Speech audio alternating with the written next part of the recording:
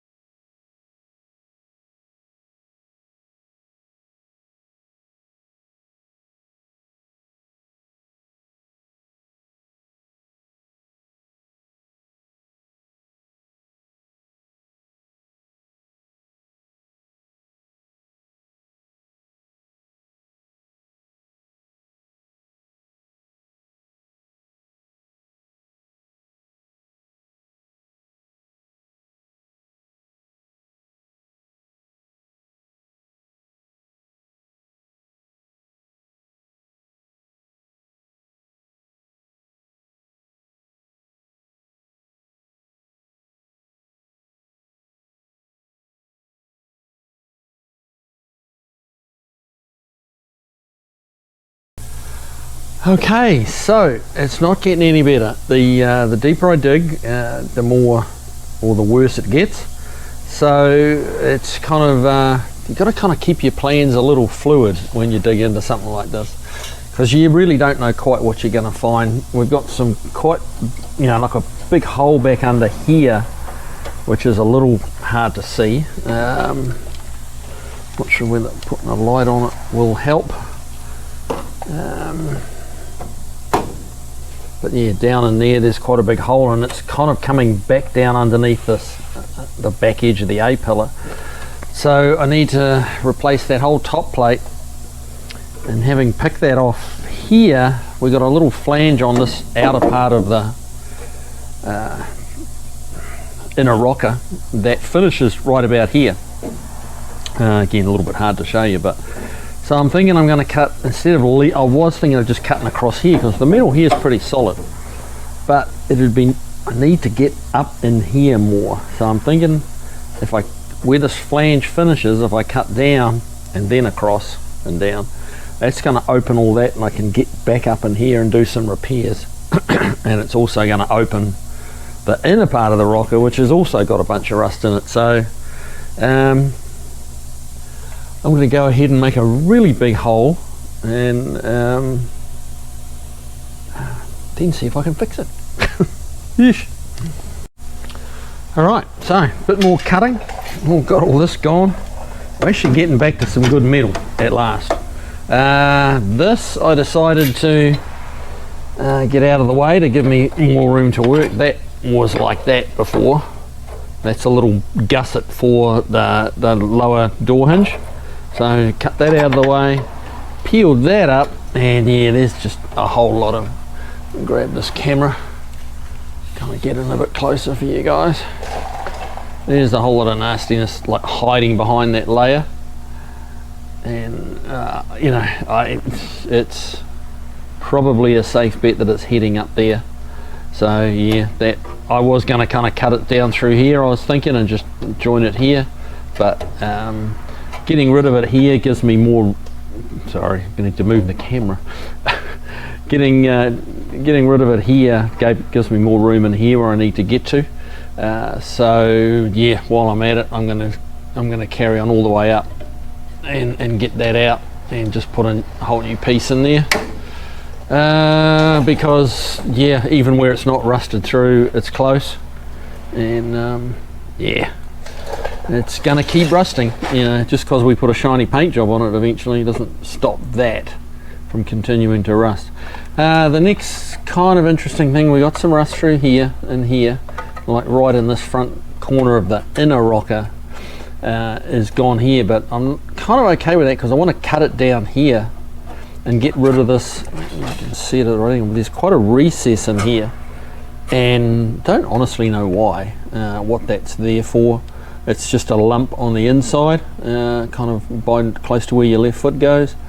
So I'm going to cut this out and just make it flat, and at the same time extend it forward that 4 inches that we're going to lengthen the chassis. That way we've got a nice flat, like the inside of the rocker will be nice and flat and straight all the way through, which makes it very easy to slide down over another floor pan, and you know, rather than have to cut weird shapes here and there and stuff like that. So I'm going to make that flat, at the same time extend it to 4 inches. So we'll replace that panel, then we'll replace the top of this box section, because that was a separate, basically the inner rocker and the, not really, this is the outer rocker, that's the intermediate rocker, I guess you could call it. That was one piece, this is one piece, and then the top was a third piece. So what I'm going to do is replace that, fab up a top piece for this, get that welded in, then fabricate up this piece. You know, that's going to be a kind of a bit of a weird L section, and we'll lap joint it here. We'll put some gussets in behind, or plates in behind, not really gussets. Make sure that's all nice and strong. Weld it in through here and extend that to 4 inches further forward as well, and clean this mess up. So yeah, well, it's time for lunch, and I will be back when I've got even more cut out. I mean, we're working on quite a pile of rubble here, but hey, we're kind of getting close to real metal. I guess it's a bit like being a dentist. You got to dig all the rotten stuff out before you repair it or fill it, whatever you want to do. Well, not fill it, but you know what I mean. Replace it with metal. Okay guys, back in a minute. Okay, lunch is over. I've been back at work. We've got last little bits of this cut out, this very inner rocker with its weird shape. I've left some of it there where it's not going to be in the way because it's hollowed out that way. What you're seeing here is the very end of the X-frame. These little cars have a ridiculously beefy X-frame in them. So that's really the reason I'm able to get away with cutting this much out and not losing the shape of the car. That, and I've got it on 3 stands. There's no running gear in it, no engine and trans, so, and very little other weight in it, so it's not going to flex a lot because it's very light. That and the X-frame. So if it wasn't for the X-frame, all you'd have is this little, like 2 inches of 18 gauge connecting it here, which wouldn't do. But this is not moving. It's not going anywhere. And I, thought about door braces, but I need to get in here, and the braces just stop you doing that. So having this X-frame under here, I feel very confident it's not going to move, and it's certainly not showing any signs of it. Got rid of this little flap here. So now it's actually time to start reconstructing. So I've already cut a couple of pieces out. We've got this piece here, which is going to go there, which is just a matter of, for now, we're just going to screw it in because we've got a little bit of other work to do. So I'm not quite ready to weld it in yet. I'll just give that a little clamp there, so that's where that's going. Now, if any of you are wondering, why have I got this like way out here? Okay, the reason is we're stretching the wheelbase 4 inches. And this is the side chassis rail effectively, and that extra 4 inches is going in the wheelbase. So yeah, what I've done and what I did on the other side as well is made this outer chassis rail 4 inches longer, and if it doesn't work out that way, I can just chop it off and cap it. If I don't add it in now, potentially we get the Miata frame under it, and it's like, oh man, I wish I'd added 4 inches here, and then having to do it all over again. So I'm just going to do it once. It's a lot quicker to cut it off if I don't need it than it is to add it. So that's why it looks a bit weird, so bear with me. So the next step in this process is the top cap of this rail. That's just going to slide in here. Now what I have to do is trim it some, because, let me grab this camera. That's, sorry, there we go. You can see we're not quite making it there. This point here has to come back to here, because this was all rusted in here. So if we can slide this back to here, weld it here, weld it onto the side of the original inner and some of the new inner, it's going to be super strong, which is what I want. So let's just get back in the program here. Right, so yeah, that's going to go there.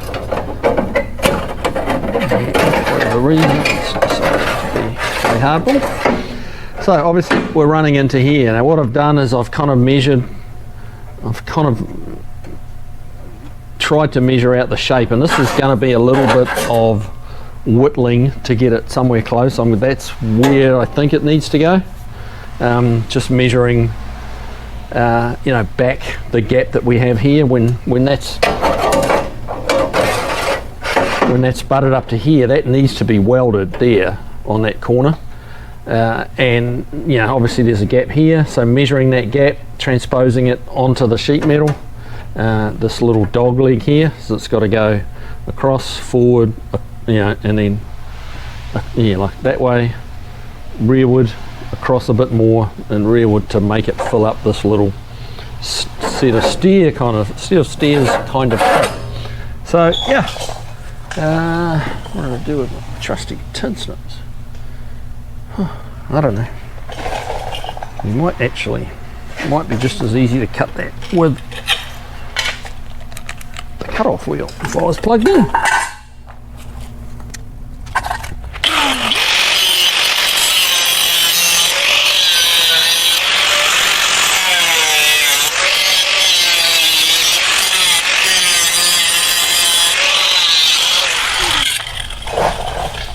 Oh yeah, as you can see, left some margin for error. And that's kind of, let me try and get you in there a little. Oh, here's it gone. There we go. That's kind of the look we're going, you know, the shape that we need to work in there. So we're getting fairly close there. A little bit more finessing and we'll get there. So hopefully I can speed this. I think that's the middle of the shot. Speed this up a little off camera. I think my measurements really weren't too bad, I have to say. So I'll get my tin snips.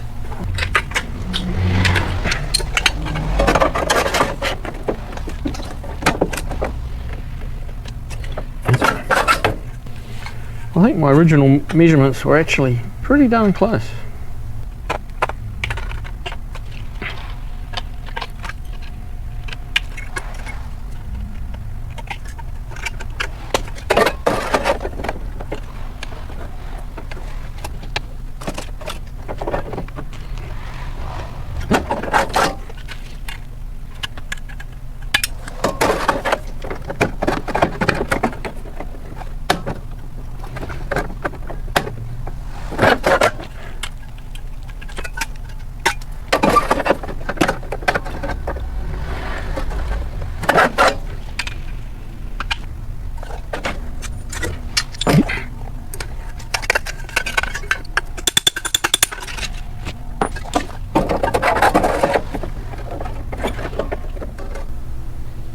That is pretty good.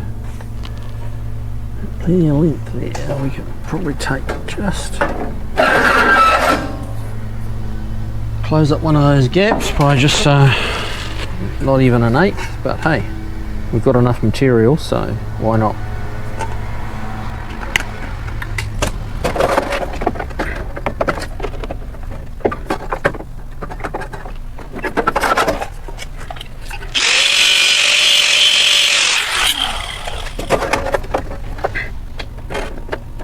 That pretty darn good.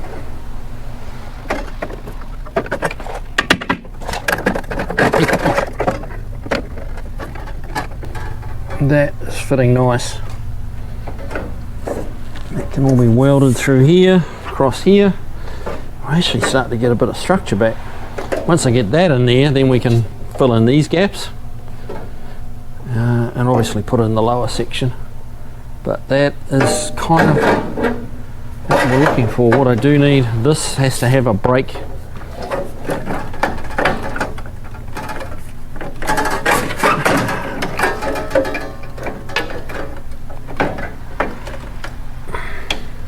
This needs to have a break right there.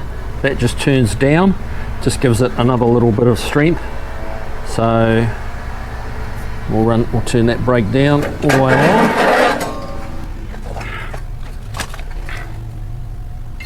And there we go. That is 3 5/8.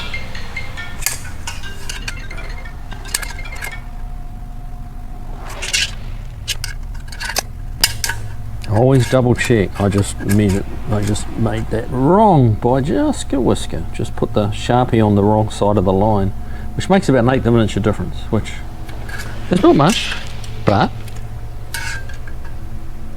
it's still different, you know? Right. back in a minute. I'll go and put a brake in this and drag the welder over and we'll start burning some shit back together. Okay, well, as you can see, got all that, this welded in, did a lap joint there, and we plug welded it and welded right down the seam as well. This nice new piece is there. So next step is to, which I've just finished doing, is making this piece to go in here, which I've done that. That is really just a matter of just a rectangular piece of sheet metal, fold a brake in it. Just a matter of holding this up, getting it folded, holding it in here, scribing a line. So I cut it oversize, then we just trim it, with an extra 1/2 inch flange, just to hit it with that pneumatic edger. Gives us a little step, so it'll all look nice and flush on the inside when it's done. Bit of a curve in the end here, and that'll go in like that. So yeah, I will. I think I'll put it now camera on slow-mo or slow-mo, super fast, whatever it is, and I'm going to get clamping, get welding. All right, back in a sec.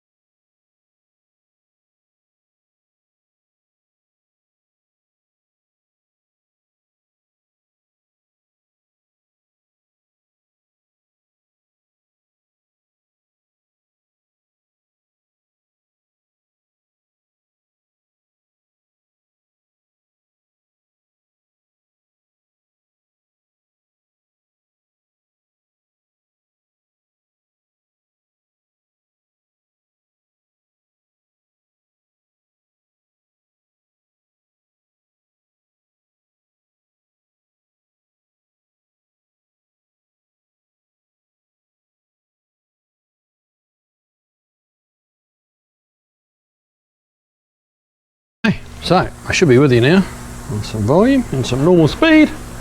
Let's have a look at what we just did. So got the spot welder working in there on that little flange. We've got some plug welds on the inside there. That gave us this old car's getting messy inside. Let's see. Quite a, once that's all kind of clean and painted, that'll a couple of little bits of grinding, that'll be a good solid repair. So yeah, I'm quite happy with that, pretty pleased. It's must admit I was thinking, gosh, this is not good, but just kept at it and it worked out pretty good, I have to say. It's all pretty warm, so yeah, I'm quite happy with the progress. Obviously I've still got this piece to make up the side here, and the main 16 gauge box section down here to runs right through to the front, but we've done a fair bit of damage to the difficult stuff, the hard to access stuff, so pretty happy with that. That's as strong as it ever was, if not stronger, so I'm happy with that. I'm going home. How are you guys? But that's me for the day, and we'll bring you the rest of this repair on the next video. All right, take it easy guys, see ya.